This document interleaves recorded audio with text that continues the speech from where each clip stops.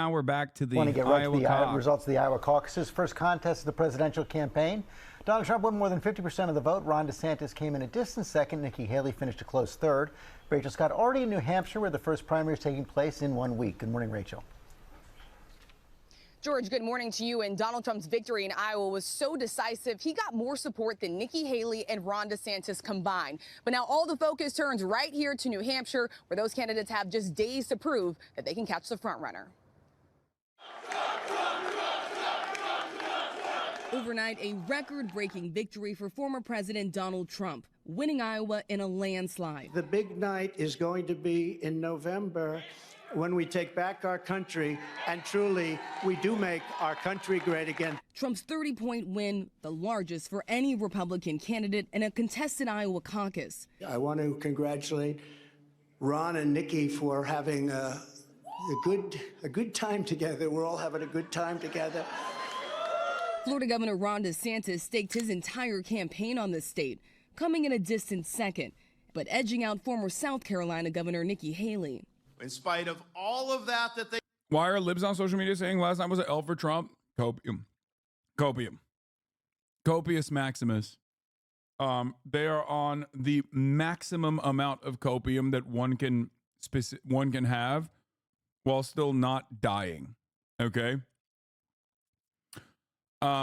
They want this to be like a major, I guess they want this to be like a major L for Trump regardless, even though it clearly is not. This is a historic victory, as even other liberal outlets have basically reported on it. It's a historic dub. It's ridiculous. It's a ridiculous thing to suspect. It is a ridiculous thing to suspect that this is like this massive dub is actually a fucking L for Trump. Okay?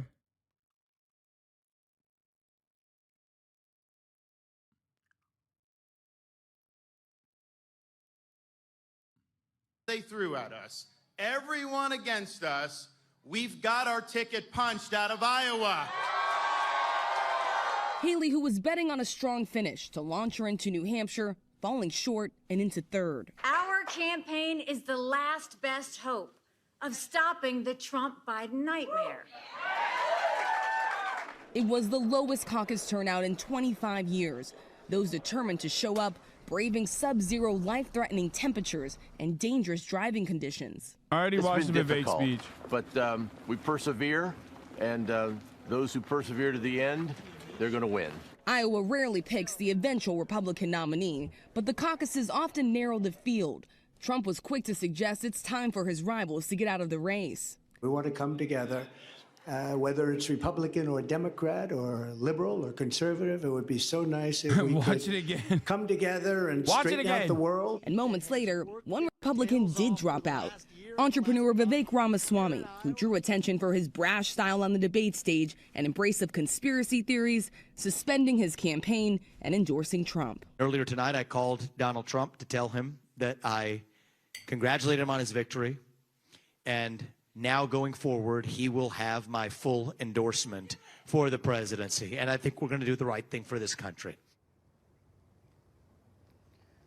Trump did not stick around long to celebrate that victory in Iowa. In fact, he flew overnight to New York. He's expected to appear in court today in that defamation case involving writer E. Jean Carroll, the former president, splitting his time between the campaign trail and the courtroom. Robin. And as you flew overnight there to be in New Hampshire, glad that you did. Thank you so much, Rachel. We're going to. So, I talked about this yesterday.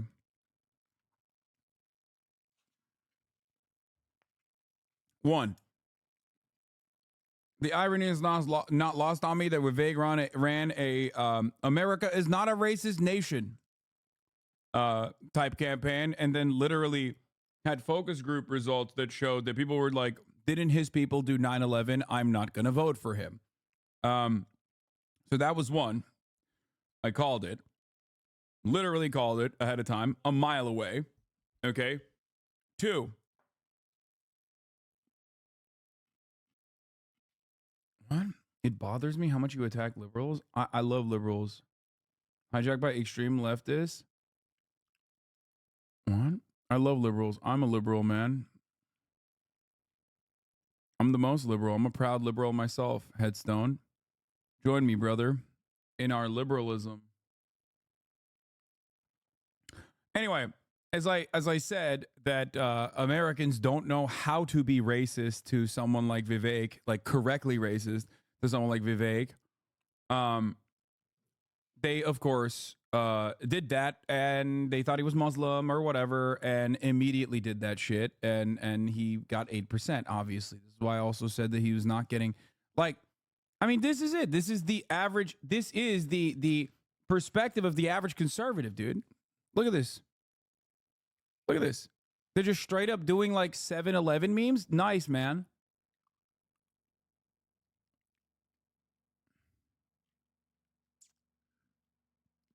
Guys, I'm shocked to find out that the Babylon Bee is racist.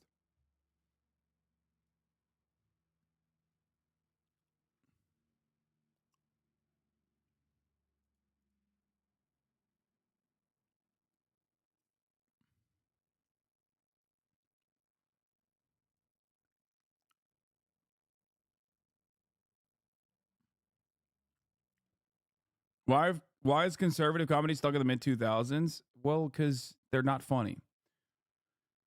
It's kind of funny to see people in the reply say this wasn't cool. Yeah, I like that.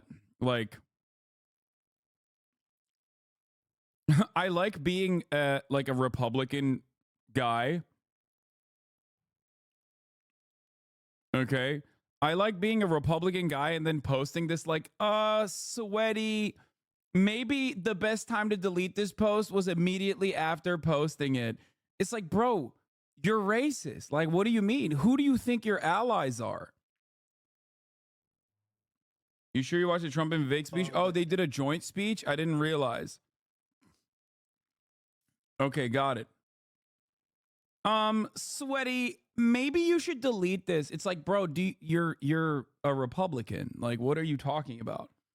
This is what the base wants. You don't get to use K-pop memes and talk about how problematic a right-wing content creator is. To bring in our political director, Rick Klein, to break down the results for us. Good morning, Rick. Yeah, good morning, Robin. This was an absolute blowout, a romp across the state, whether it was urban, rural. It almost didn't matter when it came to Donald Trump. He won 98 of Iowa's 99 counties. In fact, the only one he lost by a single vote. So this was utter domination, and for him to get an absolute majority of the statewide vote is stunning and a big surprise, blowing away the previous record. Now, the battle for second, Ron DeSantis captured it, but very, very narrowly. He needed this kind of showing. A little bit of a disappointment for Nikki Haley, but it's worth pointing out, Robin, that we're talking about a very small turnout. Only about 110,000 people showed up in Iowa, way off the record, way off even where all the predictions had been. And as the candidates head to New Hampshire, it is a much bigger electorate and a much different electorate. A lot more independent voters. Big opportunity still for Nikki Haley, who's been close in the polls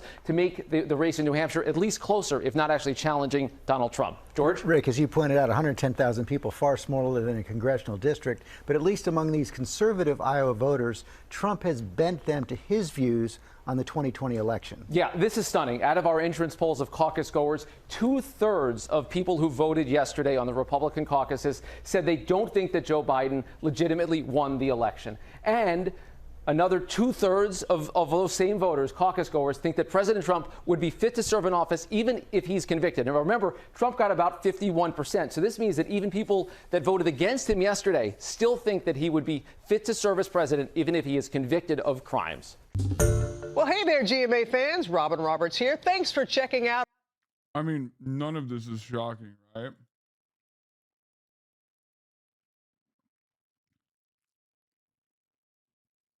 I think.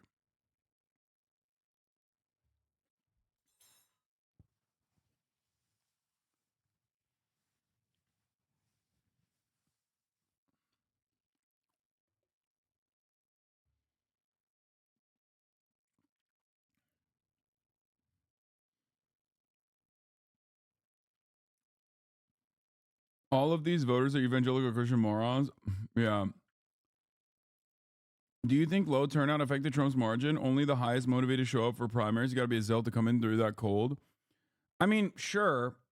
But also, it was consistent with polling in general. Think about that.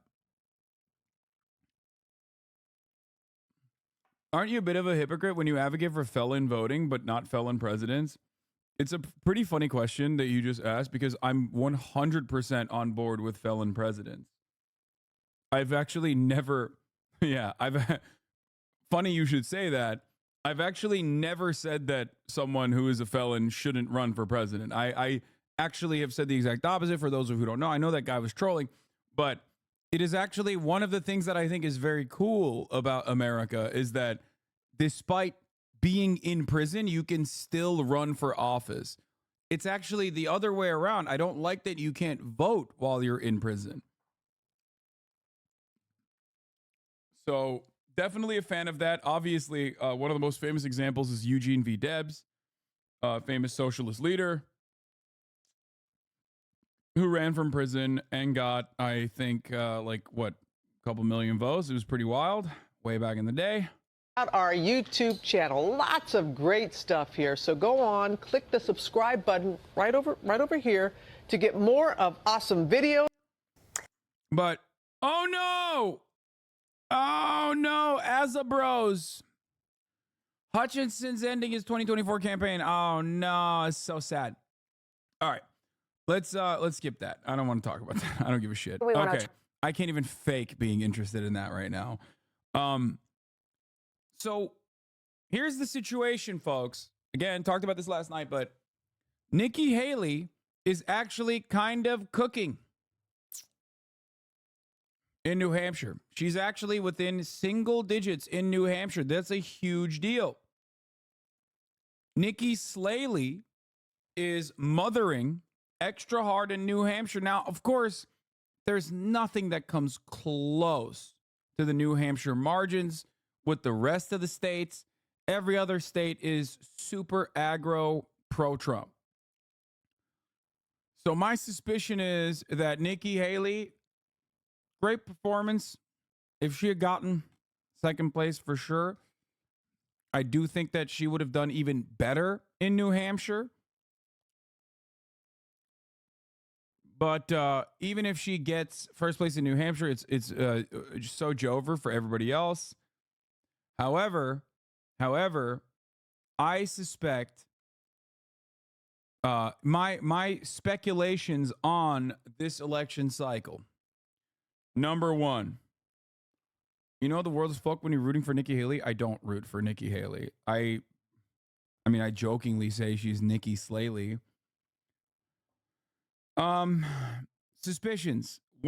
Speculations. Number one, the reasonable pick for Donald Trump would be to put Nikki Haley as his VP. He needs a woman. Nikki Haley is an old school Republican. Okay. And overall, she spells, being moderate. She knows how to message. And the Koch brothers have started. The Koch brother has now lended his support to Nikki Haley instead of Ron DeSantis. So it'll be very similar to a Michael Pence type situation. Mike Pence was the Koch brother guy. Yes, I know Kristi Noem is another possible choice. I think that the fun one would be Robert F. Kennedy Jr. As I stated yesterday, the fun one would be the RFK ticket. The Trump Kennedy ticket will go super hard. Reach across the aisle, look at me, yada, yada, yada. It'd be pretty cool. Don't know if he would do that, though, but it would be kind of funny. Because, RFK, especially in New Hampshire, low-key, RFK is, I think he's cooking a little bit as an independent.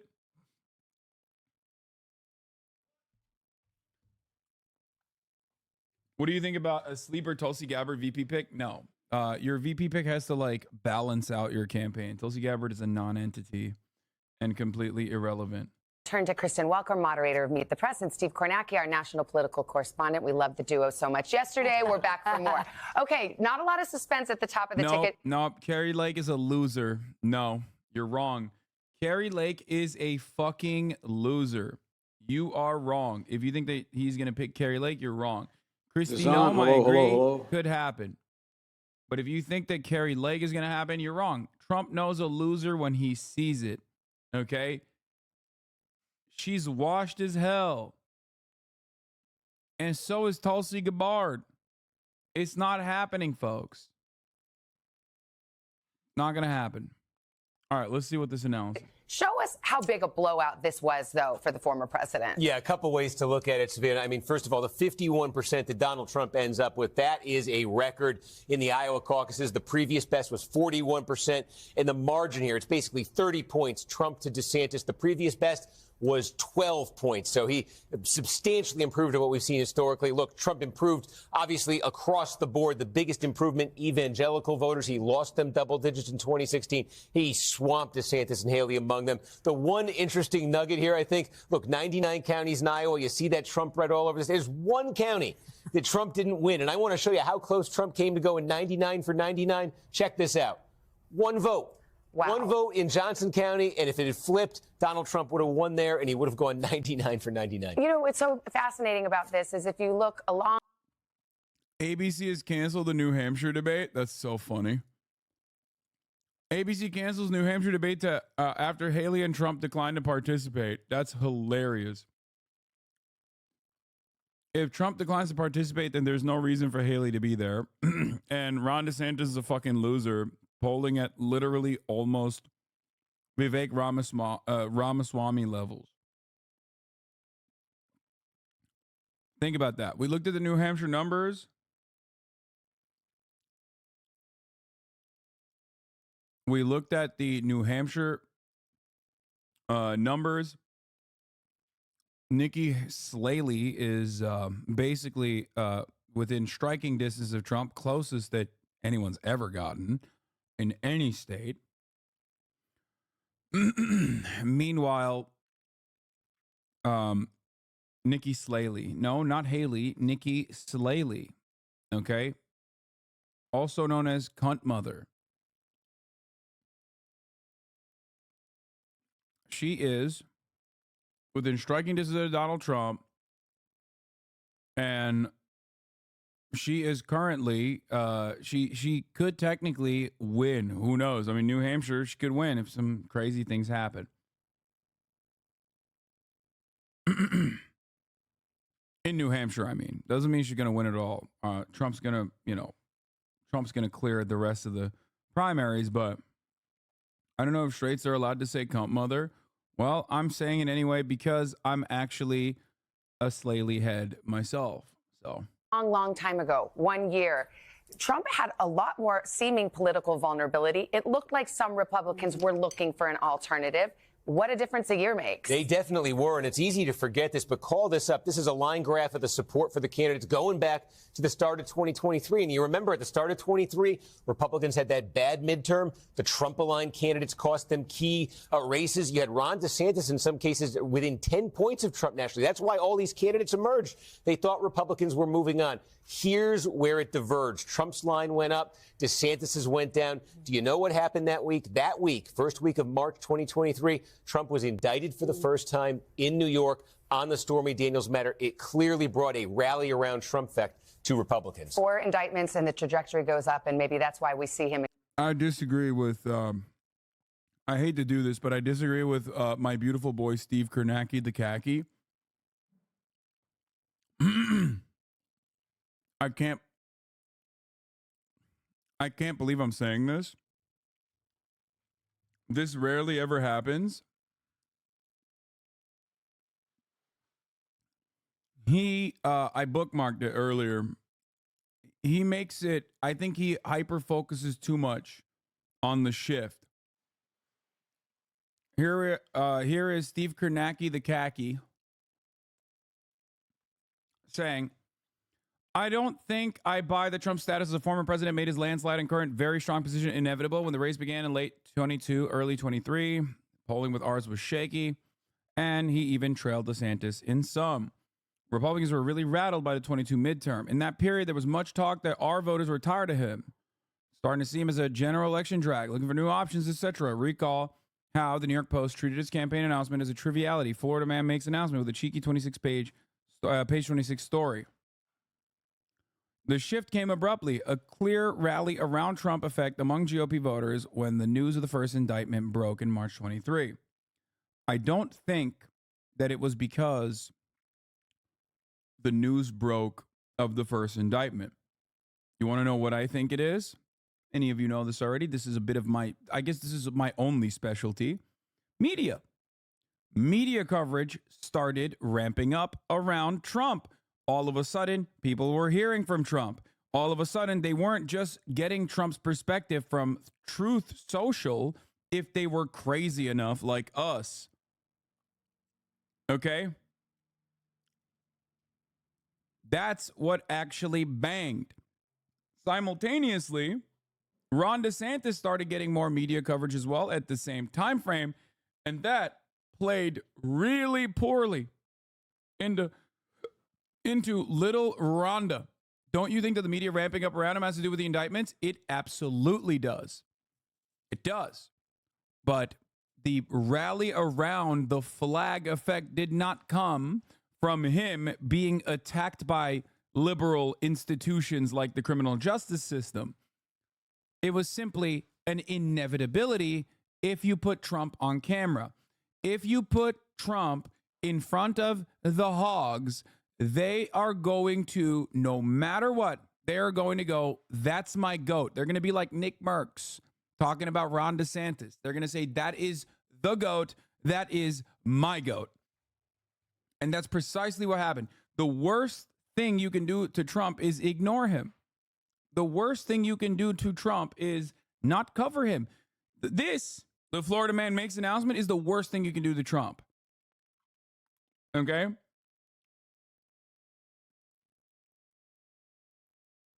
Wait, was I right? Is he doing it? Is he doing it? Oh, he's doing it. Oh my God. Okay. He's doing it.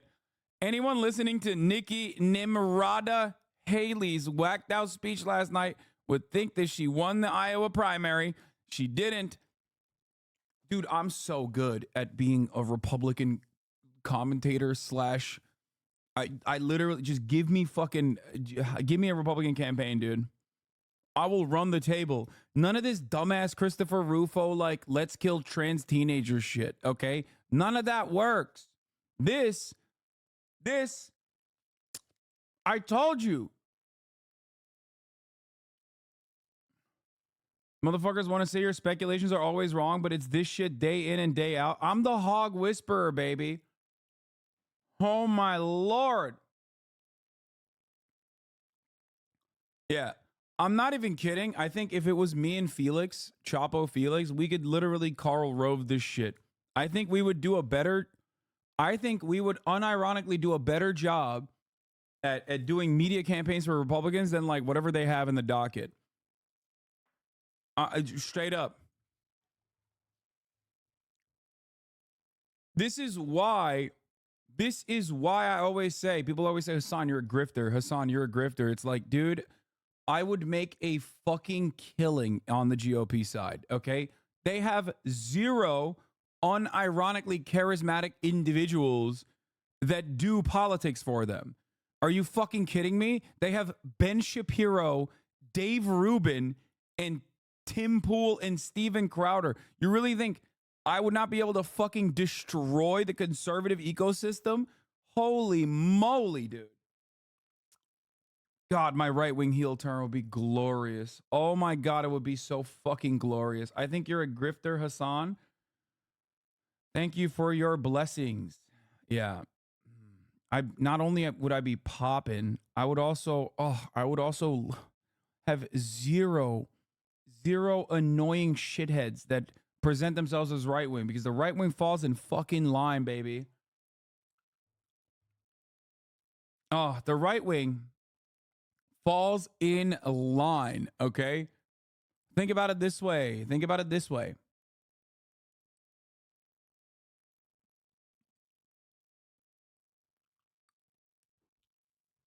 Think about it this way. You would have every Deborah eaten out of the palm of your hand. Yeah, I just like DeSantis started nosediving and media started catching all of DeSantis' sweaty loser moments. Yeah, the bar is super low. Dennis Miller, exactly. There's just no competition. What I was gonna say is like they don't fight. They don't do any like the petty infighting. Steven Crowder is the only guy who got ripped for it, and beyond that, you don't ever see that. Can't wait for the Why I Left arc. Oh yeah. Oh, sorry, they meant gifter. I said gifter. God damn, I think you're a gifter, Hasan. Thank you for your blessings.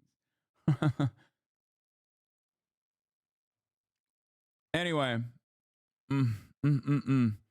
told you, he's hitting her with the Nimrada.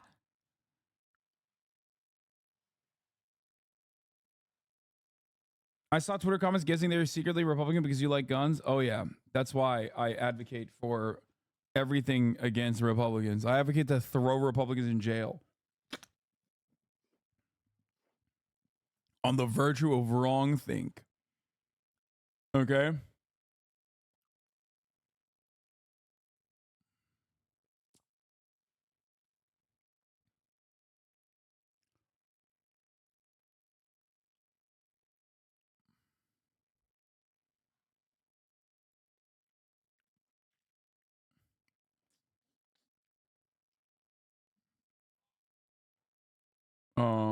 All right, let's continue. In courtrooms as much as the campaign trail, it's working for him. Kristen, let's talk about this race. Let's talk about DeSantis and Haley. Both are saying they got tickets out of Iowa. Haley is saying it's a two-person race now. I think DeSantis might disagree. What is their path, if there is one at all? We're talking about very narrow paths here, if at all. For Nikki Haley, it was going to go through New Hampshire. You're absolutely right. That second, third place finish, tight as a tick, Savannah. But Nikki Haley's trying to say, look, this is a victory, but she's been deprived of that momentum that she was looking for. Even when she gets to New Hampshire, who are her supporters there? Moderates, independents. That's not necessarily a winning coalition to win the nomination because, as Steve just laid out, look at who put Trump in the winner's slot in Iowa. In terms of Ron DeSantis, yes, he's stopping in South Carolina. But, Savannah, it's not clear that he can win South Carolina or New Hampshire because guess who has the lead there? Donald Trump. Yes, Nikki Haley's within striking distance. Are you guys ready? My controversial opinion that everyone might yell at me for is that in the 2016 election, more moderates than you realize, or more people that fancy themselves to be independents and moderates than you realize, voted for Donald Trump. Okay? Obviously, there were also a shit ton of super racist people. But by this point, you have to understand by this point, you have to comprehend that like people pick and choose what they hear. Okay. People pick and choose what they want to hear. So many of them thought Trump's an outsider. What is there to lose? Who gives a shit? I don't like Hillary Clinton. Hillary Clinton is an elitist institutionalist, and I despise that. I'm going to try. Super racist people, so you mean average American moderates? Okay, there's that too. Even on Twitch, centers like Trainwreck and Asman were openly Trump voters. Wait, really? Yeah, get out the race and gender voting breakdowns. Not controversial. Anyway.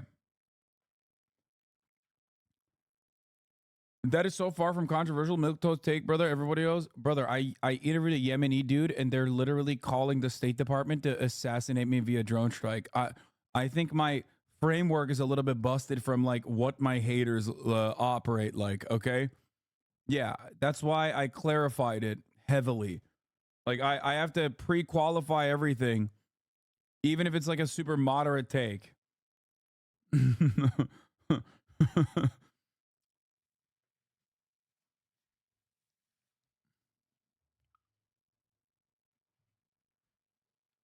People are literally doing the at FBI, please arrest this man shit.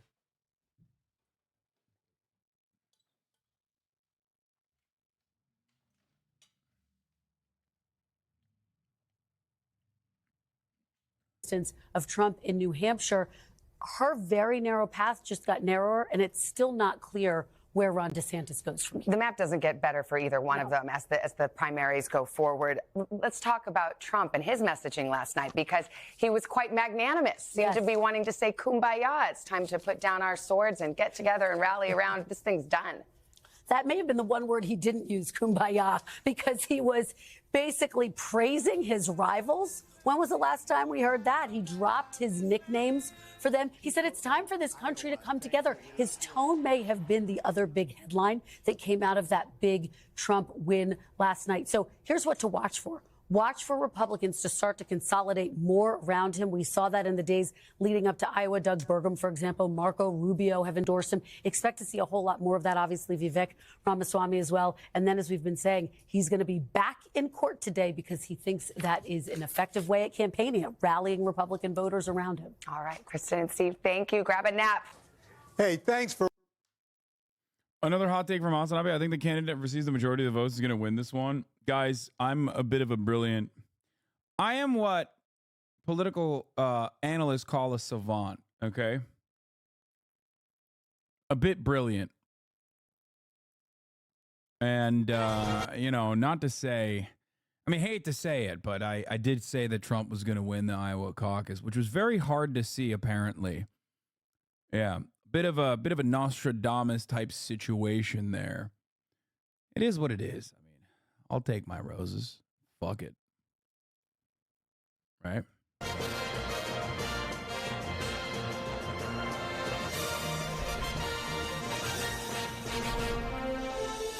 It's 1 a.m. here in New York, midnight in Iowa, and the very first test of the 2024 Republican primary season is now complete. Joining me now at the top of this hour is former Obama campaign manager, MSNBC political analyst, and my former boss, David Plouffe, former RNC chairman and co-host of The Weekend, Michael Steele, former communications director for Jeb Bush's 2016 campaign, and now writer-at-large for The Bulwark, Tim Miller, and former communications director for President Barack Obama, Jennifer. God, it's so sick. I love MSNBC Nightmare Blunt Rotation. Palmieri. Now, tonight in Iowa, NBC News projected that Donald Trump won the caucuses with more than 50% of the vote. These numbers really cement the 4 times indicted defendant candidate's status as the front runner. We already knew this, but in the Republican field. The race for second place had a little bit more drama, with Nikki Haley and Florida Governor Ron DeSantis locked in a dead heat for most of the night. But as awkward as he may be at times, and he is awkward, DeSantis did put in the work in Iowa, and maybe that helped him. He visited. Yeah, it helped him so hard. It helped him so freaking hard, dude. Yeah, imagine going to, like, what was it, 239 campaign stops. 239 campaign stops. $120+ million spent, and he barely got 2 extra points on the board than Nikki Haley, dude. God damn, what a fucking loser. Oh my God. And honestly, the Republican Party of our time is also uncharacteristically loser-like as well.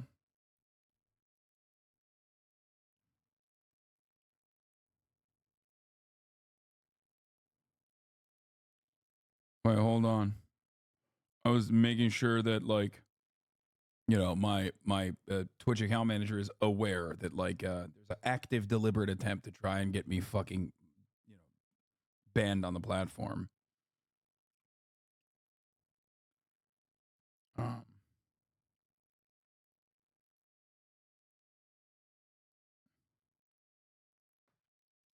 Anyway, why don't more Indians have Americanized names? Plenty do. What do you mean? This is actually a really interesting thing that I don't know if I've ever talked about before. I tweeted about it earlier today.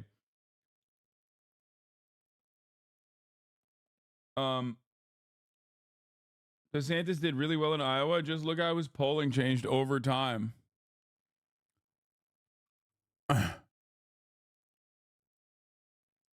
Yeah.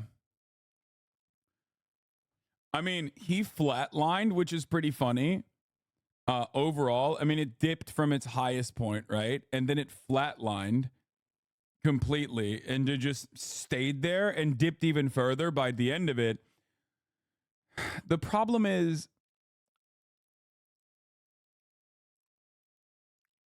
the issue is, it's just so, like, this should have shown everyone in the Republican Party that this guy is awful. He staked everything on Iowa, thinking that he could manipulate the caucus structure to, like, eke out a victory for himself against Trump. It literally worked in the exact opposite direction. Oh my God, your tweets about your grandfather is insane. Oh yeah, I was gonna show this. So Nikki Haley had this to say, by the way, after Iowa, which I find very funny. Are you a racist party? Are you involved in a racist party? No. We're not a racist country, Brian. We've never been a racist country. Our goal is to make sure that today is better than yesterday. Are we perfect? No. But our goal is to always make sure we try and be more perfect every day that we... Just because the myth that who wins Iowa wins the Republican Party? No, that's the myth in the Democratic Party, and that doesn't work in the Democratic Party anymore either. There is no myth that anyone who wins Iowa wins the Republican primary. That's not correct.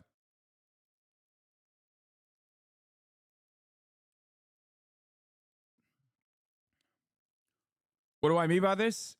Look at, like, the last 3 Republican primary winners, and you will get an understanding of why that is not the case. Now, going back to Nimrata,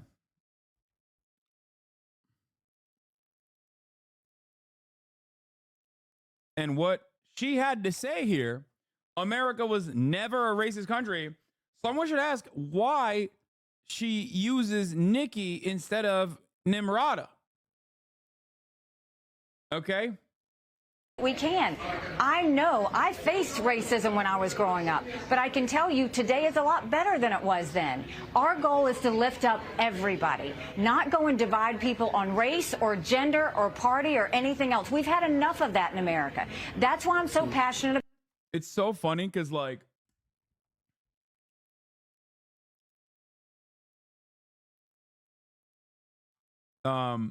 it's so funny that she's saying this while her name is literally Nikki Haley, okay, and not Nimrata.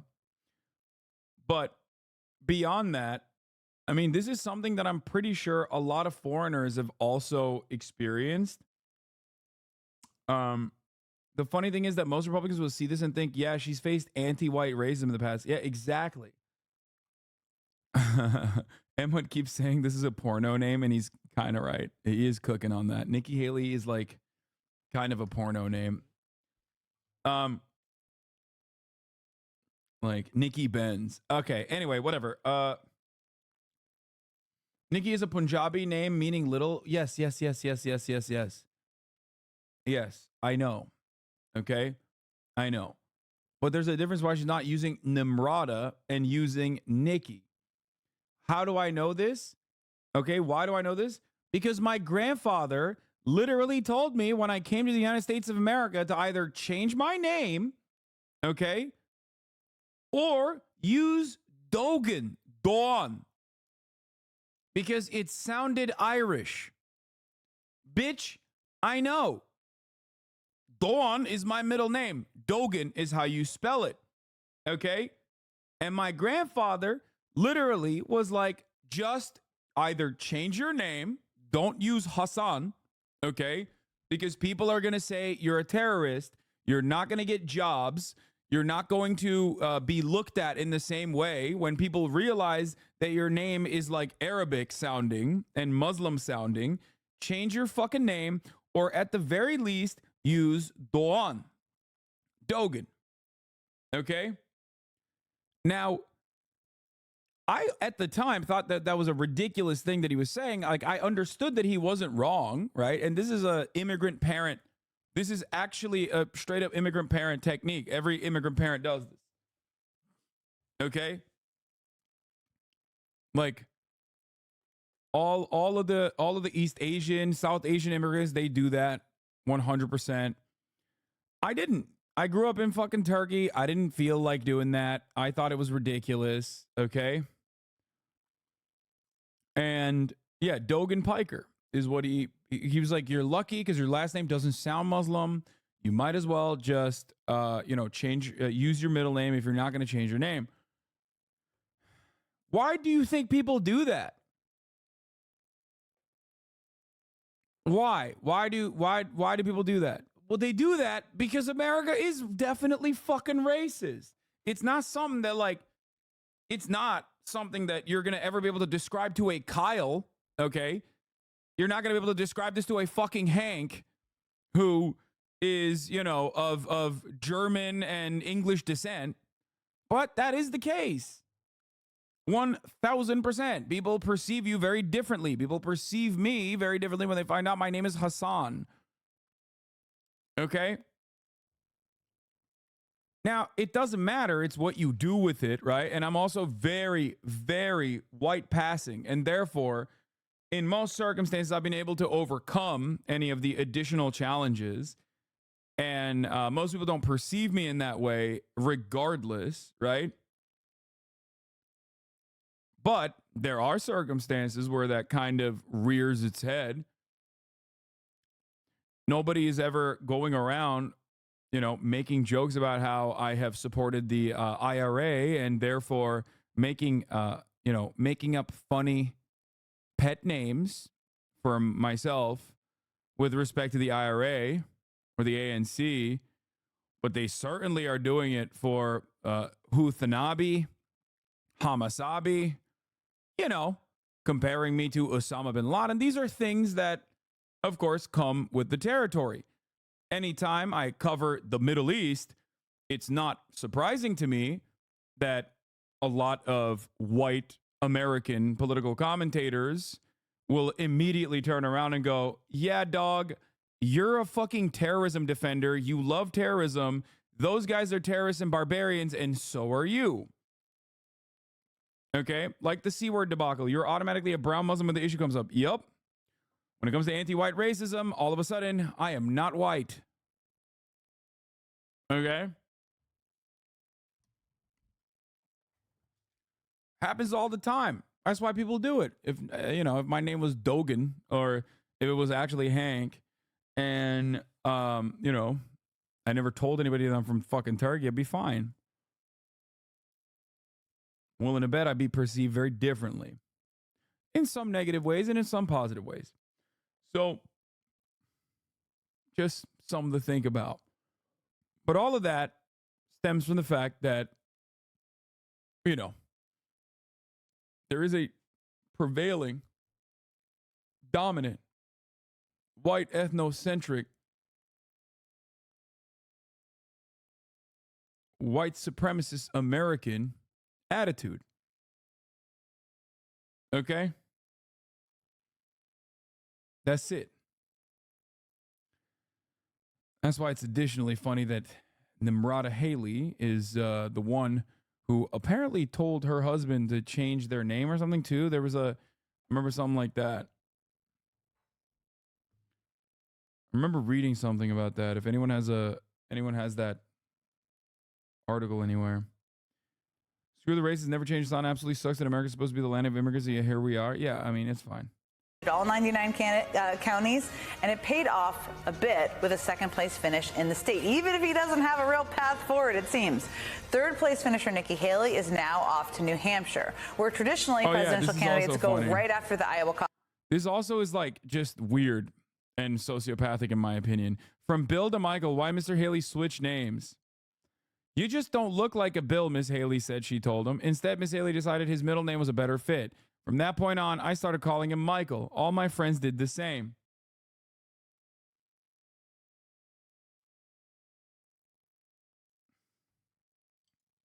That's insane. Why did they write about that?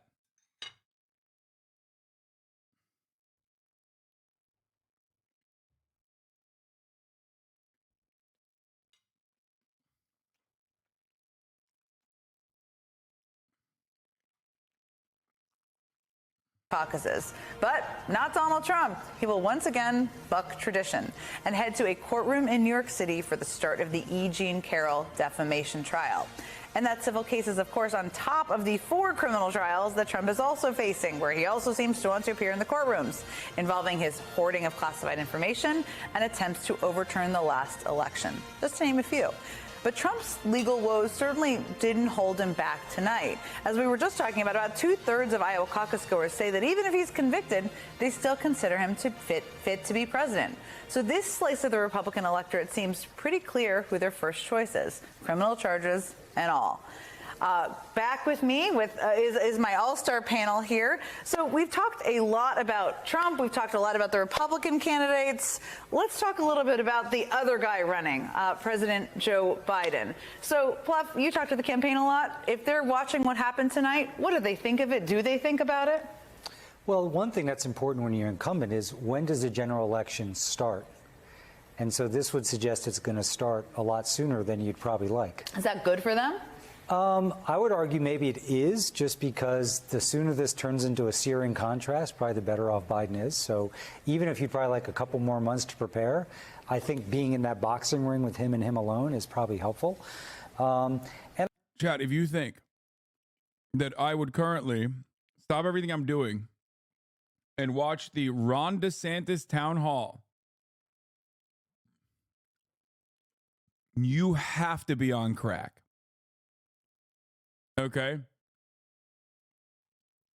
You have to literally be on the most unadulterated version of crack cocaine.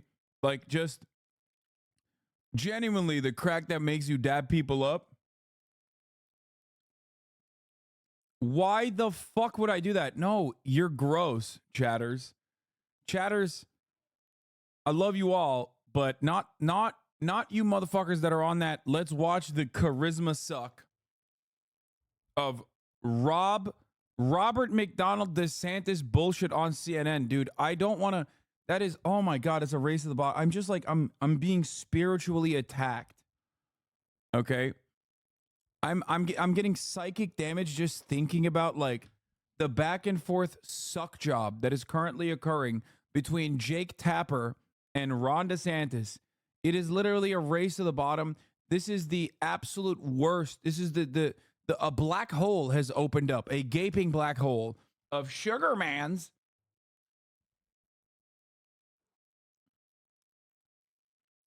You know what's really funny about this? Chatters are literally saying that the guy who basically personally absolutely destroyed his own chances by being the least likable freak that was not good enough for the Republican Nazi small business owning tyrants. That's the guy you want to voluntarily watch.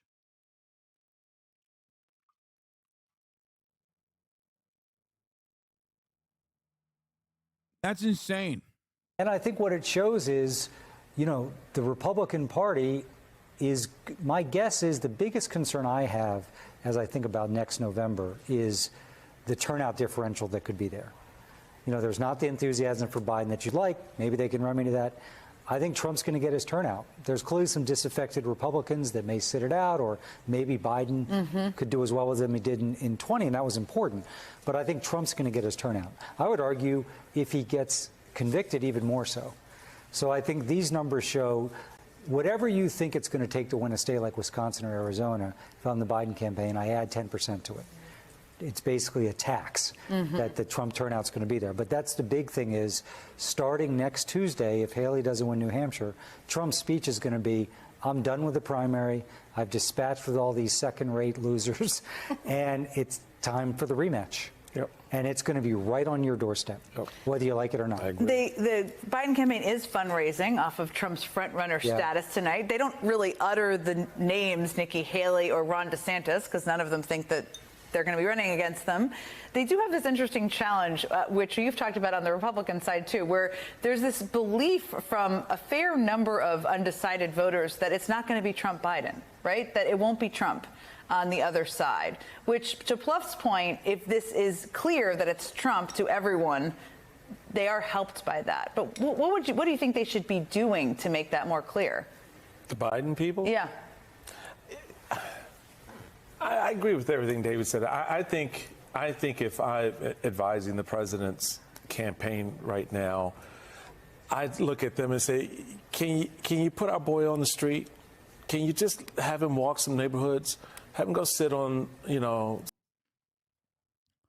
I do like that they're not really talking about like what Biden could do.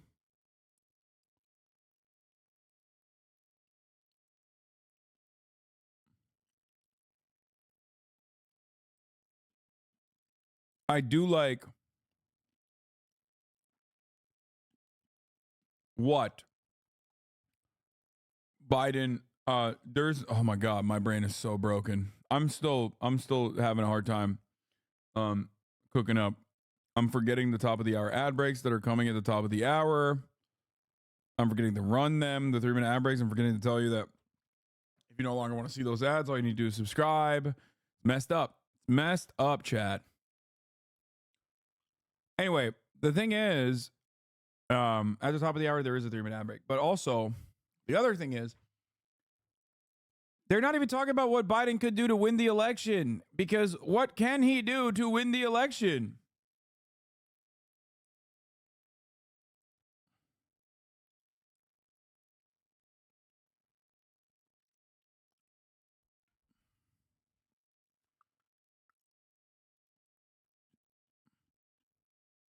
As in President Biden. President Biden, yeah. Our boy. Our boy, yeah. Yeah, just to be clear. No, I'm saying student loan debt. Yeah, there's shit that he could do. I'm saying that like they're not going to push this. They're not going to mention that. They're doing the same 2016 era issue again, which is that that you know they're just covering Trump. It's Trump this, Trump that, Trump this, Trump that. And the reality is, it's probably hard for Biden to defend his recent positions.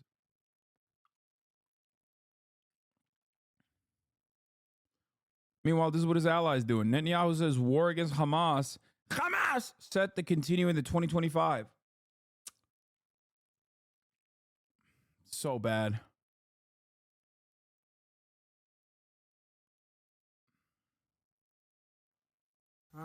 قالوا إسرائيل بتهدد اليمن بالحرب.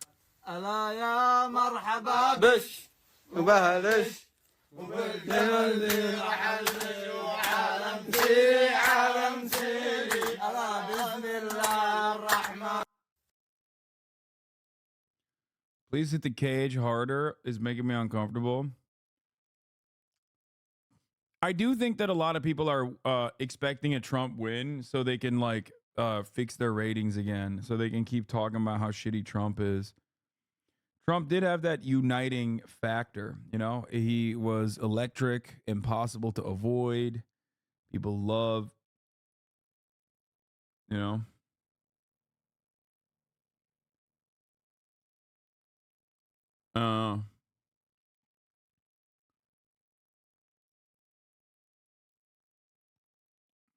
People sorry, I'm looking at on the other fucking screen. I'm looking at so many people just mauling on Twitter, just begging for Twitch to ban me. They're like, Hasan had a literal Nazi terrorist, slaver, murderer on his stream, and it's so psychotic. It's like people are so not normal about this shit. Stop reading the haters, man. I mean, the haters are, you know, if they, I got to know what the fuck they're saying so I can get ready for it. Which is fine. I don't. People may be like, who's the boy? Yeah. But that's my point. You got to bring it to that level so that people understand he's my boy. They got to connect with this guy, and he is connectable. And Democrats overthink the proposition here. Mm-hmm. This is not a complicated scenario against Donald Trump. It is a very complicated scenario against Nikki Haley. And so you need to understand the runway you're being given. So let Donald Trump try to shorten that runway by coming out of New Hampshire saying, okay, let's do it. I'm ready. I'm ready too. Where you want to meet so I can talk about your 91 and indictments. So I can talk about your E.G. Carroll problem, and I can talk about the money you have to pay out. Oh, are your donors still paying your legal bills? I mean, this is the level that the campaign has to be prepared to go. And if you don't really want to see your boy get into that space, meaning the president, okay, then the political operation around him has to go there. And they haven't yet, and that to me is stunning.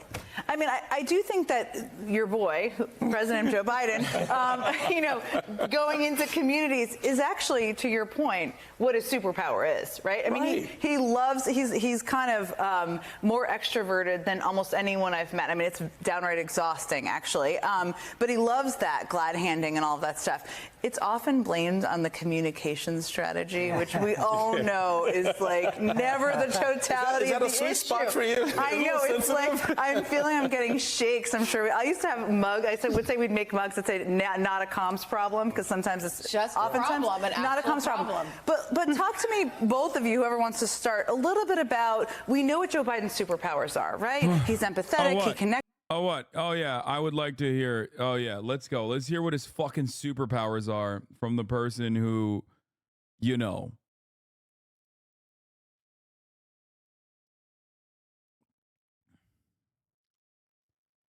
From the person who worked for him. Connects with people. He loves, glad handing. He did give 2 good speeches, but that's not his superpower. It's not even really how people are voting. So what should they be doing? I think that, first of all, I would say I do think that I know the Biden campaign is like, this is going to be the earliest general election we've ever had. Yeah. They're prepared for that.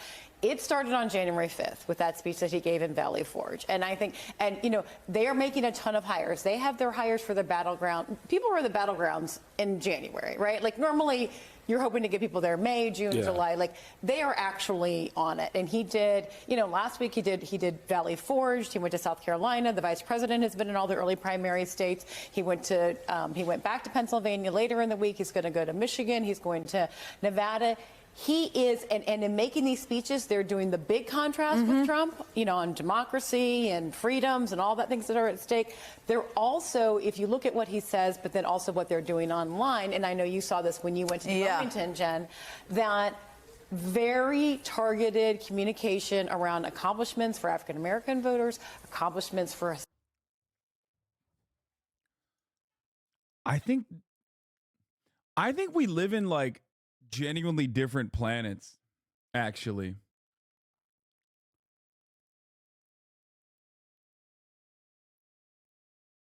We live on entirely separate planes of existence. We might as well be fucking, plane maxing into Draco Malfoy's dick or whatever.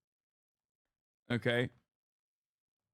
We might as well be sleepwalking into Hogwarts to fuck Dumbledore or whatever people are doing on TikTok. Okay, everybody's operating on an entirely different alternate reality. Shifting. That's what I was thinking. Plane maxing is not the right word. Shifting is the right word. What is bro saying? It's called shifting, ladies and gentlemen, and everyone is doing it. Okay, it's all the rage. People on Fox News talking about Donald Trump having a hard cock and being sexy. People on MSNBC talking about how much Biden is beloved when he is historically at a low approval rating. I'm going to fucking lose my mind. How can you say such things? Okay. Joe Biden, currently as it stands, our very own Joseph Robinette Biden is at 33%. That's his approval rating. This approval rating is lower than Donald Trump's approval rating was after January 6th. Donald Trump's approval rating after January 6th was 34%. Please understand, Joe Biden currently is less popular in America than a president who did an insurrection. Joe Biden is as unpopular in the United States of America as a president who put us in the global war on terror and also was seen as the responsible party for the fucking financial crisis. It is crazy. Like that's the level of that's the biggest poll dip. Now, the question should be, why is that the case? Well, there's a couple reasons. Some that you could change and others you can't. Isn't that a sign that approval ratings are bullshit? What? No, that doesn't mean approval ratings are bullshit at all. The reason why his approval ratings are so low is because people think he's insanely old. That's number one. Number two, people don't see his policy accomplishments Okay? They don't.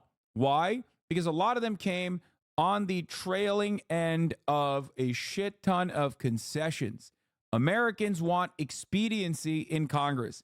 They do not want back and forth communications. They do not want glad handling. They do not want compromise. They want immediate expediency. Okay? That's what they want. Now, of course, under the Brandon regime, the Americans experienced genuine negative real wage growth for at least a year and a half. That is going to stay on their minds. You can turn around and say the inflation crisis has genuinely gotten to the soft landing that the Brandon camp promised it would, and that much is true. But it doesn't matter because what I just mentioned to you still matters. It's still on people's minds. Okay? Brandon has also been the overseer of a loss of civil liberties for women. Now, of course, that is directly on the hands of the Republican Party. Everybody pretty much understands that. But that does definitely probably frustrate a lot of people that think that maybe Brandon hasn't done enough to combat against that. So that's something to consider as well. And then you have the good stuff, like you have the IRA, okay, Inflation Reduction Act, the price of insulin getting stabilized at $35. You have many different plants opening up in the United States of America. Battery manufacturing. These are all good things. Joe Brandon himself has personally, okay, under his communist dictatorship, the dictatorship of the proletariat of Brandon Heads, has spent more money on public transit than any former president in contemporary American history. Okay? We're talking major improvements to public transit, specifically rail. This part is also true. Brandon has also done marginal student loan debt relief. Not the student loan debt relief he promised. However,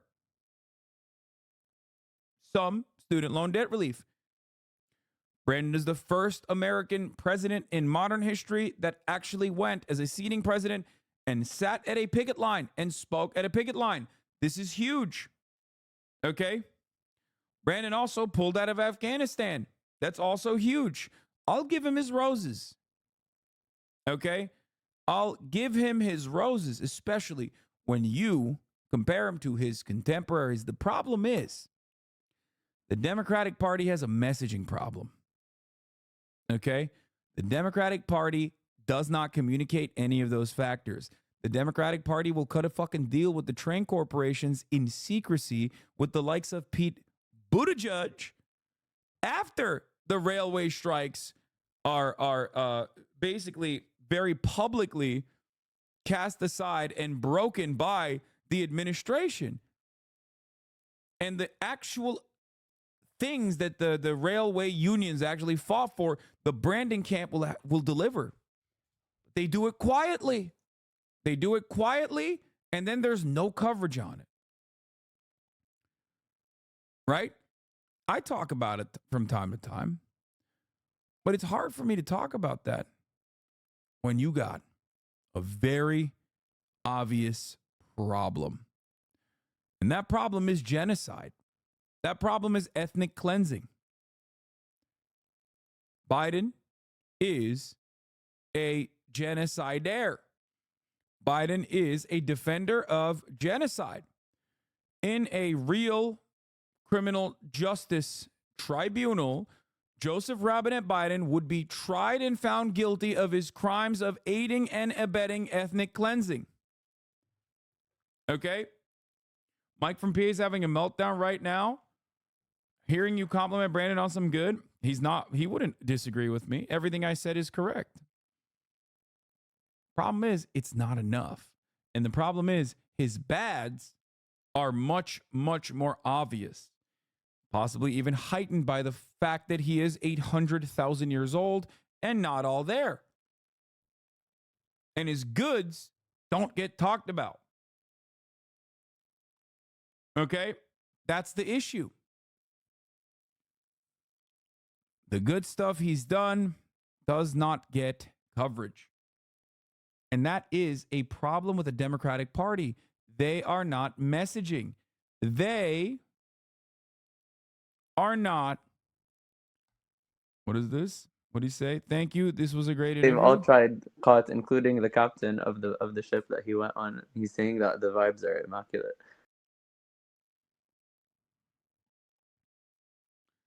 I'm gonna repost.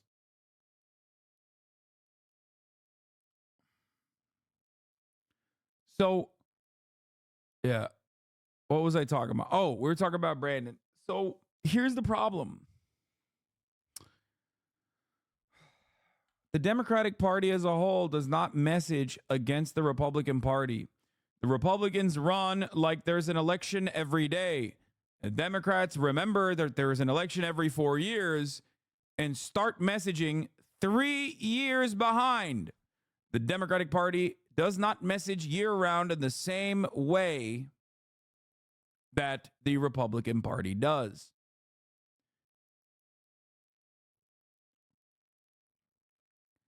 That is an issue. Right now, as it stands, immigration is one of the top issues in this country. And the only thing that the Biden administration has done, the only thing that the Democratic Party has done as it pertains to immigration so far is basically doing the lighter version of the Republican Party's white nativist, horrifyingly reactionary, horribly violent immigration strategy. 94% white Iowa Republicans turned around and said immigration is their top priority. Joseph Robinette Biden has openly continued Donald Trump's Israel-Palestine policies, and he's openly continued Donald Trump's white nativist immigration policies despite running against both of those ideological positions. This is a major issue. This is a huge problem. And the Democrats don't communicate against it at all. What do? They just sit back and let the Biden administration do basically the same exact policies as the Trump administration. Now, I've talked about this quite a bit. It doesn't matter what your ideological position is when you listen to me speak on the Democratic Party. When I put my electoralist hat on, I am no different, I guess, from a Democratic Party consultant, okay? And I put that hat on right now. What do I see? I see a weak Democratic Party led by an old man who is no longer telegenic. His best years are behind him, and he's barely there. I see that man where the 75% of the base of said party, 75% of Democratic Party voters are saying they need a new candidate. I see that man personally, in the most zealous way possible, push for an ethnic cleansing campaign that is both immoral, morally repugnant for sure, but also genuinely harming America's prospects, America's soft power politics. Because we can't even rein in our attack dog in the Middle East. We can't even pull them back. There's an inconsistency in the messaging from Biden's camp. No red lines for Israel. Okay, Israel needs to dial it back in, but also we're going to give all the weapons and all the munitions to Israel simultaneously. These are things that people do see. This makes Biden look weak again. It makes us look like, if we are the Democratic Party, asleep at the fucking wheel. Both to the rest of the world, but to everybody else as well.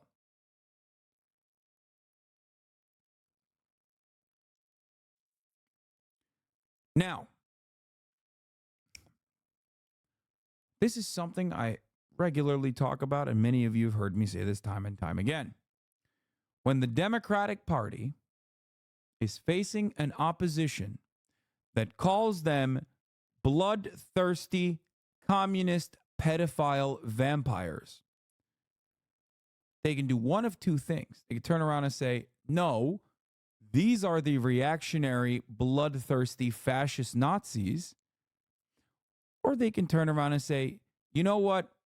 We're not what you say we are, but we believe that when you go low, we go high, and that there is a real Republican Party out there. There's a smart Republican Party out there. There's a strong Republican Party out there that doesn't call us pedophilic vampires, as a matter of fact. And guess what? We also agree with you that communism is really bad. Communism is so bad. When the Democratic Party does that, which they did on a messaging bill that they voted on, shouts out to Ro Khanna for voting on that messaging bill as well, one of the weirdest guys in Congress. Okay? When they vote on that, they don't change hearts and minds. None of the people think that they're all of a sudden not pedophilic vampire communists. You're talking about a group of individuals who say Nancy fucking Pelosi is a communist. They think Jeff Bezos is a communist. Are you insane? And when you turn around and instead of messaging against that, if you capitulate to the position that communism is bad and socialism is bad, you didn't show the rest of the United States of America that you are objectively not a communist. You didn't show the Republicans that you actually are online, you are aligned with them. All you did was push maybe some of the socialists away. Many of them don't vote anyway, and they're marginal regardless. And beyond that, what you ended up doing is basically normalize the position, the reactionary position that socialism is bad. So now the Republicans can point to anything and everything, including you, Nancy Pelosi, and many others in the Democratic Party or all of the Democratic Party's policies as socialism.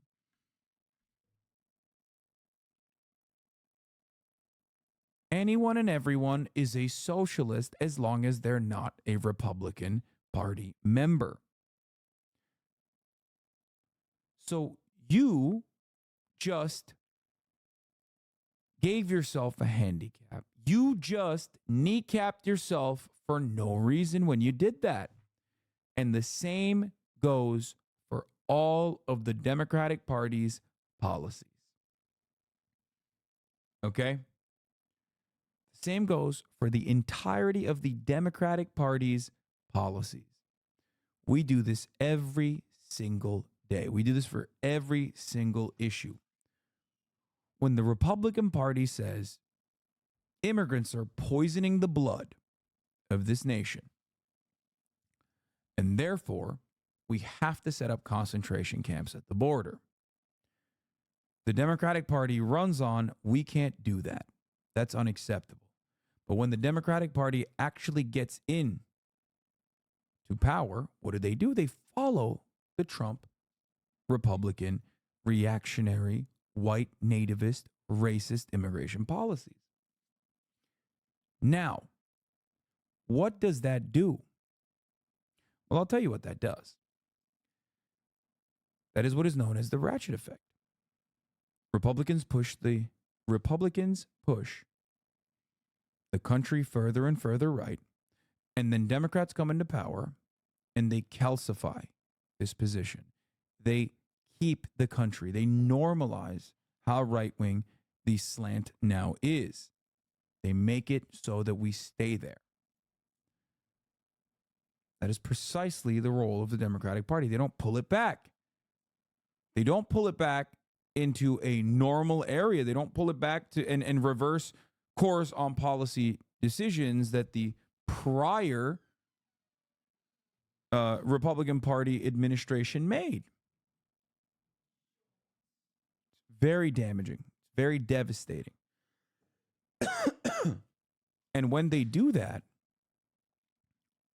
on issues like immigration, all you're doing is ceding ground to the right-wing attitudes that immigration is devastating, that immigration is bad for this country. when you don't message against that Republican mentality by saying that's not right. Immigrants, undocumented immigrants in this country do less crime per capita than documented immigrants and natural born U.S. citizens. When you don't hammer in that point, or the fact that undocumented immigrants, as a matter of fact, are not a burden on the United States economy, but pay taxes. Okay? When you don't hammer on these positions, when you don't talk about immigrants as though they are human beings and allow the Republicans to run the narrative when they're in power and then run the narrative when you're in power still, well, all you've done is seed ground on the idea that immigrants are somehow bad for this nation. That's all you did.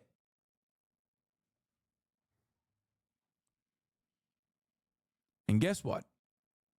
You will never win reactionary Republican voters with right-wing policy because you will never be able to out-racist the Republican Party. And many people are not looking for reasonable immigration policies at the border. They're looking for racism. And you will never be able to outflank the Republican Party on racism. You can't do that. They have more experience being racist than you. They have more natural talent in the field of racism. They're competitive racists. They will always be able to destroy you in the marketplace of racism.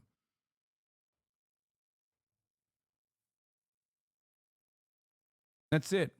And when you concede and when you cede territory and when you normalize white natives immigration policies, then Trump is going to kick it up a high notch. He's going to kick it up a notch again.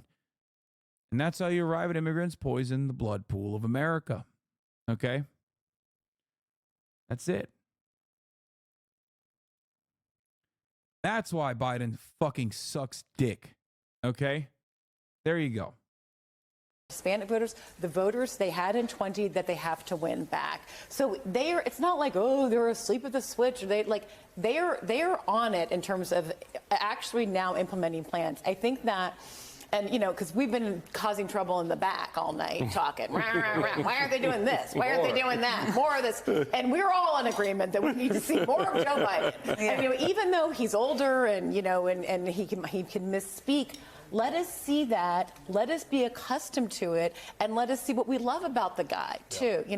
And if you want to put a pit dog on television, Mitch Landrieu is going over to the campaign, and that guy, I know, he is an amazing communicator. He's a pit bull dog, yes, but he's also a politico. He also loves to glad hand and also talks like a normal human being. To Palmieri's point, I did spend some time with the campaign, and one of the things, obviously, you have to meet people where they are, an overused term, but they're very focused on that. A lot of what they're happening is a little behind the scenes. It's like hard to break through the blocking out of the sun of Donald Trump and the crazy stuff he says and all of his legal issues. So a lot of what they're doing online is private, it's targeted, but I mean, Tim, you and I have talked often about how you wish. It's so funny. I just want more. Tim wants more, but Tim also always asks me, why can't the Democratic Party just sing off the same song sheet? Just once. Okay. Oh my gosh, it's just not once. a monolithic party like the Republican Party. Give me more. We'll put the lyrics in bigger letters for you if you need, but please. Give me more Biden and give me more Biden's people out there. I do need more. I need more Biden surrogates. I need more Biden. We don't need to treat him like fine China. Right. I do want to see him out there. I want to go back to one other thing, though, to what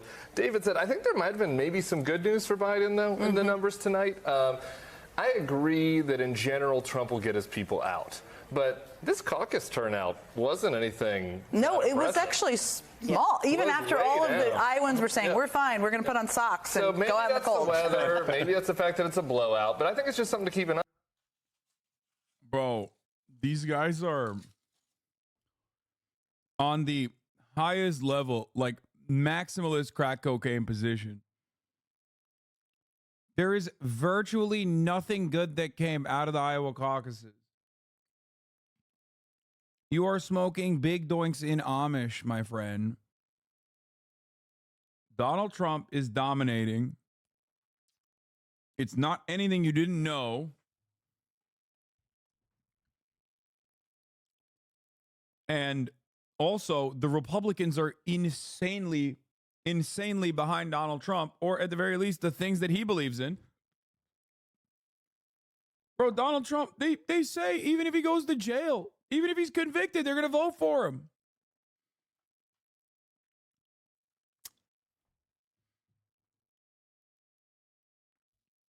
The Trump train is on board. It's on the tracks. It's going choo-choo. Meanwhile, Biden is hemorrhaging support. And these guys are living in fantasy world where they went to Hogwarts, the fuck Dumbledore and Draco Malfoy, where they think in that fantasy world that they shifted into in this parallel universe, Brandon is a dynamo. He's a retail politician like it's 1994 again. He's out there saying slurs. He's out there talking about the racial jungle and shit. He's out there advocating for desegregation because advocating for segregation. That is the Biden that was the retail politician. The Biden now, what's he going to do? You don't care about Palestine, Hasan? This is true. I famously don't care about Palestine. Man, 167,000 last time. It looks like we're at 120 something right now. So a big downtick from 2016. The other thing is, what's this number? Now, 32%, if Trump is convicted, is unfit to be president. That's a big number, even if that's off, even if it's 22%, and even if he's not convicted. Yeah. That's a group of people for the Biden campaign to work from. Like, they can speak to those people, and they can persuade those people, and that is a persuadable audience. Yeah, no, definitely. Totally. The folks that went out there to vote for Nikki Haley today, it seems like most of them are pretty sick of Donald Trump in a way that, getting almost to Tim Miller. Bro, you are, again, listen, I think these guys have huffed on their own copium, and they personally think Nikki Haley is actually Puss in Boots, cunt mother, slay queen. Like, we're joking when we say that shit. These guys are not joking. I think they legitimately think that.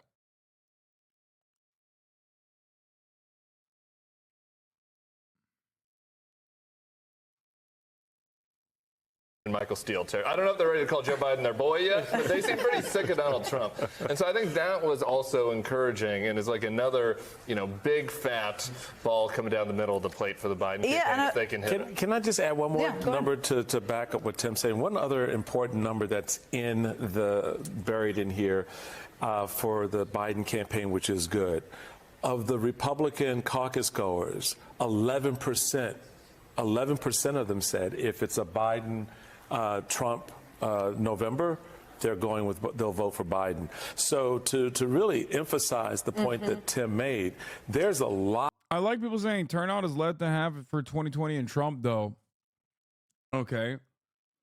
2020 turnout is always going to be a little bit different because of COVID. And not only that, but also, we don't know what the turnout is going to look like.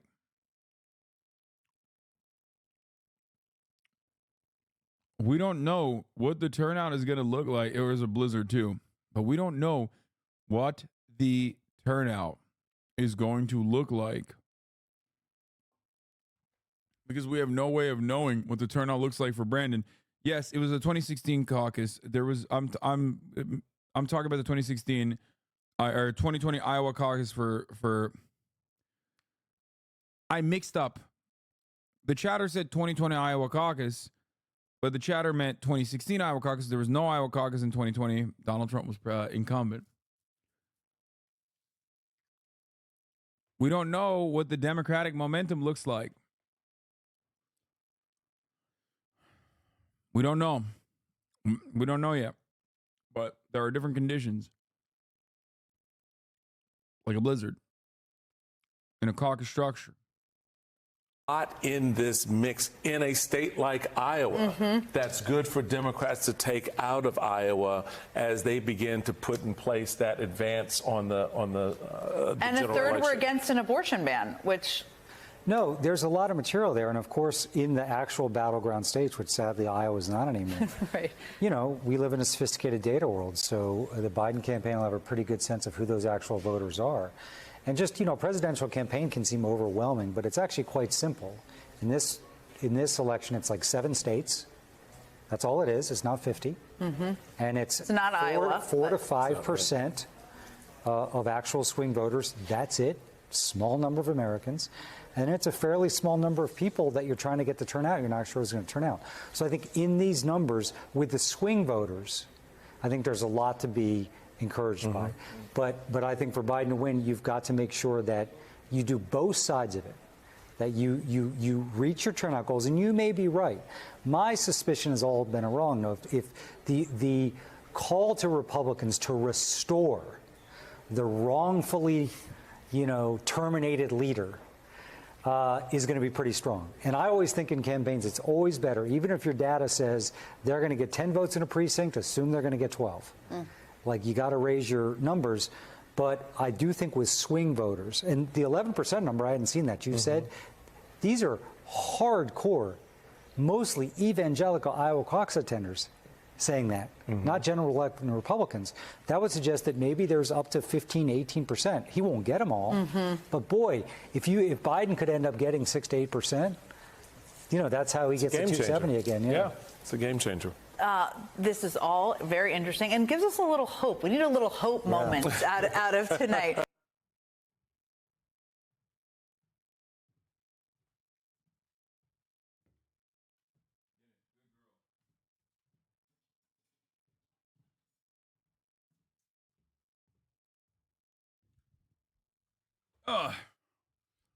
I had to let this big old bitch out to go This pee. morning, GOP MSNBC host goes after Nikki Haley and gets a fiery response. We're skipping all that.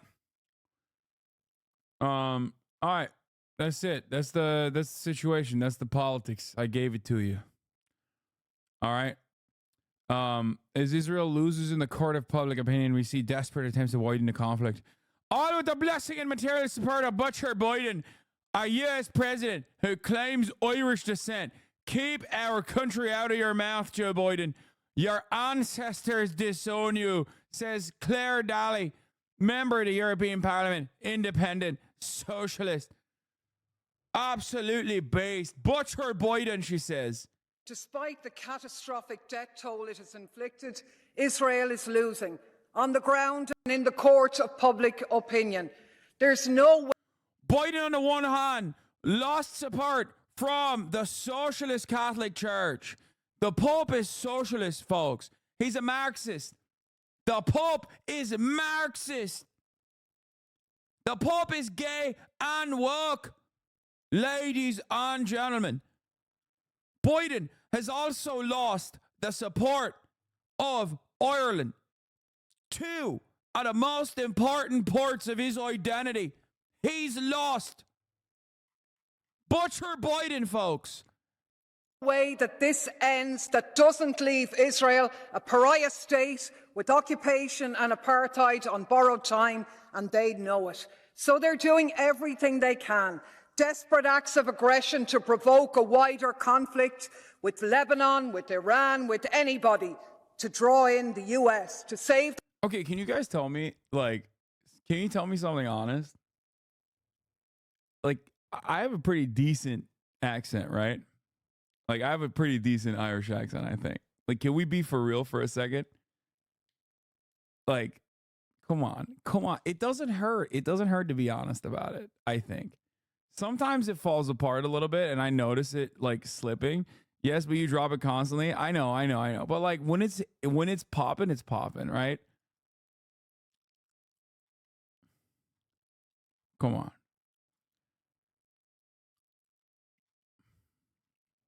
Them from the consequences of their own actions. And as Yemen shows, Butcher Biden is reporting for duty. Biden. With Europe's Frau genocide by his side, they are the ones who have enabled the continuation of Israeli terror. Without them, it would already be over. So take note, Butcher Biden. The ancestors of the Ireland that you claim to be from disown you. Keep our country out of your mouth. And as for von der Leyen and genocidal Germany, with your words and deeds supporting Israel in the ICJ, not in our name. The people of Europe stand with Palestine and with South Africa. Despite the catastrophe. Your accent would be perfect if you didn't ever do it. If you did it naturally, like your American one, it would be a 10 out of 10, right? Like this, would you say?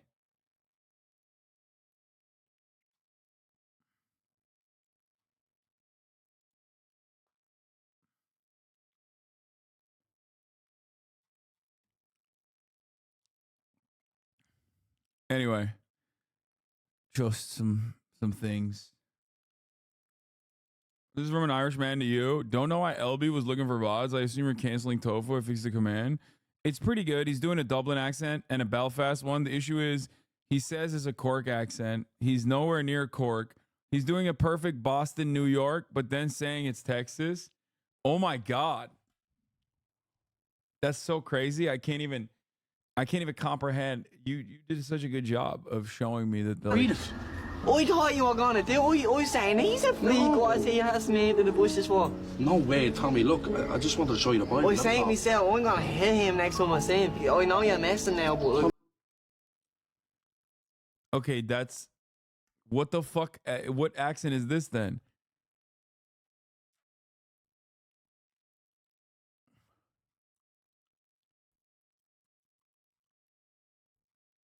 Throw the whole accent away.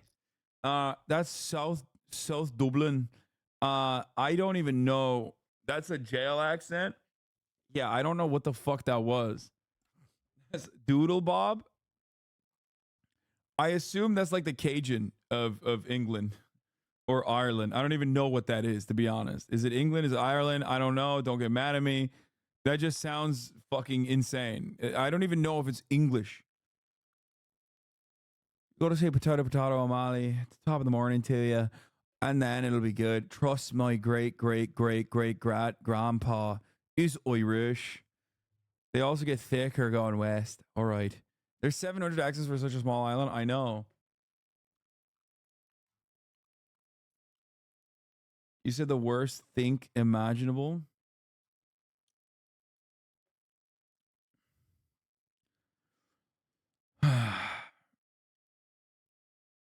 Did you watch Poor Things? I did not. All right, let's watch the wildest political moments of 2023. 2023. Hello, no ho. Okay. Game of Thrones without dragons. I don't watch Game of Thrones. In the Ice Age, how much taxes did people pay? Richard Nixon, surprisingly, had problems. You could experience everything from a plane crashing into our trade center to Bro, this was literally by the end of 2023. So I can't believe they put it like so early on. God, Eric Adams is so goated with the sauce. He is such a quirked up white boy at heart. Okay? He really is. I don't know how to describe it. a person who's celebrating a new business. The dark side is very powerful in Biden. That's a banana republic without the banana. We're gonna throw out every single Bud Light we've got in the fridge. An icy? Yeah, that's probably a lot of sugar, huh? Good to see you. These mushrooms had hallucinogenic properties. That would be my hangover breakfast. Well, that never happened to me. Jack Smith going to Subway is a message to Donald Trump. But we got to get back to the Trump chase here. I'm being indicted for you. Thanks a lot. Jesus was arrested. His gaggle. This conversation chase took here. place. I'm being indicted for you. Thanks a lot. Jesus. This conversation took place between lovers. That's the craziest part that you might not pick up on. That man right there is currently hitting that. Okay, just want to point that out for those of you who didn't know. That is Marjorie Titan Green. That's Marjorie Titan Green's boyfriend. Jesus was arrested. His gaggle of crackpot lawyers. I say sometimes to a lawyer, are you sure you want to represent me? His weight is listed 215. He looks good, and he looks hard. Fox News throws. Oh, that's so sick. He looks good and he looks hard, folks. Don't you love it? Don't you love it, folks? Trump, he's so sexy. Believe me, folks. Throws money at that to make that PR problem go away. Ilya Calderon, Univision. No one's Guatemalan housekeeper has ever yelled at me. Gay Nutcracker and Black Disabled Santa has gone way too far. I hear woke, woke, woke. You know, it's like just a term that use half the people can't even define it. I can't have a good shower. I can't flush my toilet bowl. You've been watching a little too much Fox News. There's a lot of weird witchcraft that happens in New Mexico. Hiroshima, Hamas terrorist, Canada, United States, us equals. U.S. couldn't have been too impressed with our capital. It looks like It's a bunch of BS. Dumb called her a nasty little This is not a game. Go yourself. You look like a Smurf. You're just The easy answer. Wait, did I miss it? They had to have shown the Kennedy testament, the Kennedy statement on Congress, right?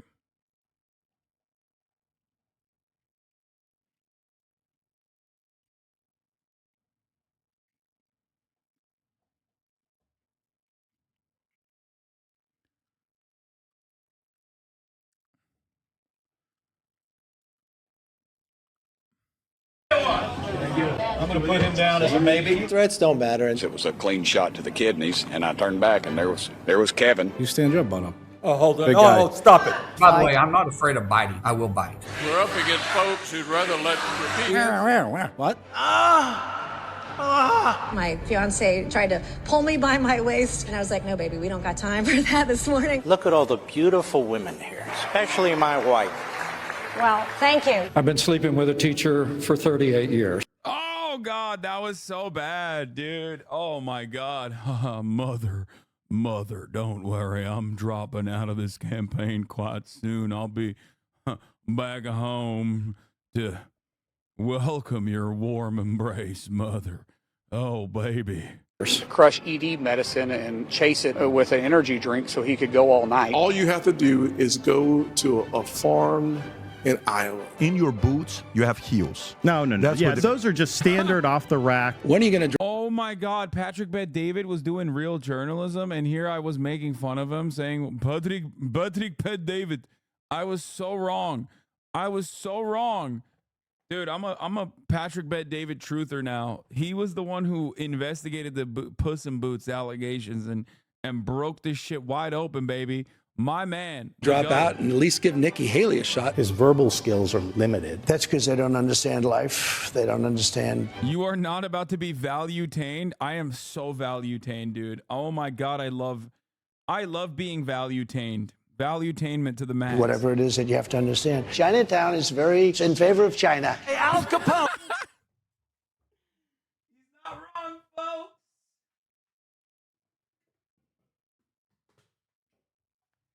Folks, when I'm president, we're calling all the Chinatowns Taiwan Town. Believe me, okay? Every Chinatown is now called Taiwan Town. Taiwan is now also the real China. We're back.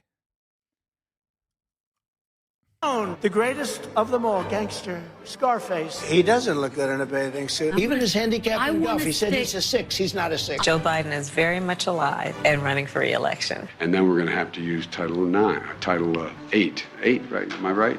I want the press to know that wasn't me. By the way, my Corvette's in a locked garage. You got a bug on it. Oh, thanks. It's about machine learning. And so the machine is taught. Oof. Okay, god damn. This is the Washington Post, chat.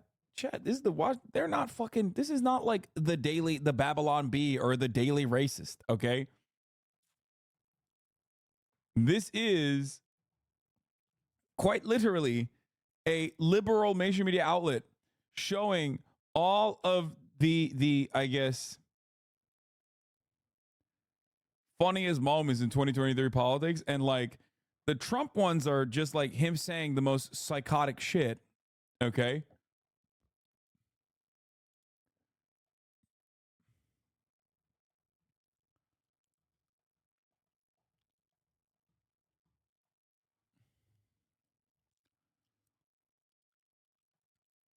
And then when it comes down to Kamala Harris and Joe Biden, it's like, you know, he's fallen, he's old.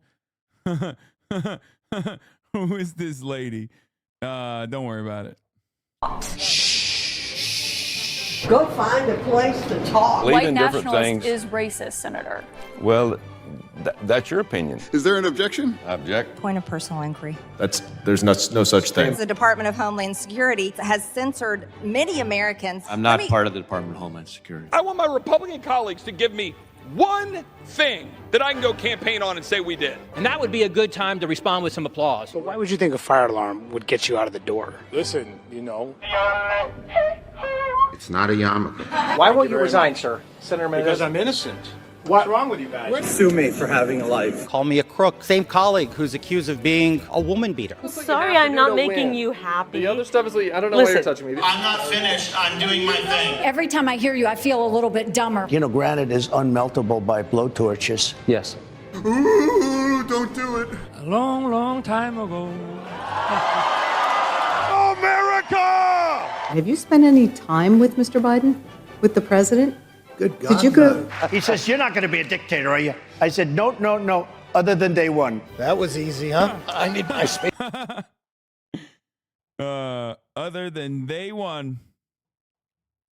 Day one, I'm being a dictator. And I never read Mein Kampf. Grazia. Grazia. I don't know about you, but I'm going to go to bed.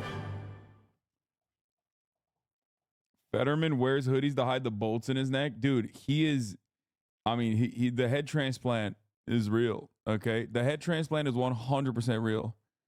I stand on it.